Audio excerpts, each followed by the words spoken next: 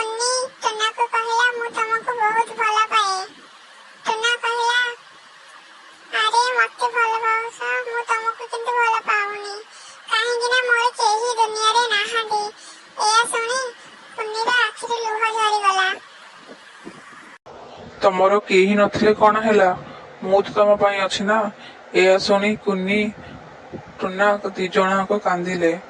ଶେଷରେ ନିଷ୍ପତ୍ତି ନେଲେ ଯେ ଆମେ ଚାଲ ବାହା ହେଇ ଆମ ସଂସାର ଗଢିବା। କେତେ ଦିନ ପୁରିଗଲା, ତାଙ୍କର ଗୋଟେ ଛୁଆଟେ ଜନ୍ମ ହେଲା। ତାଙ୍କର ଗୋଟେ କୁନି ଛୁଆଟେ ଜନ୍ମ ହେଲା। ତାଙ୍କ ସଂସାରରେ ହସ ଖୁସିରେ ପଉରି ଉଠିଲା। ଗପଟି ଭଲ ଲାଗିଥିଲେ ଲାଇକ୍ କର, ସବସ୍କ୍ରାଇବ କର।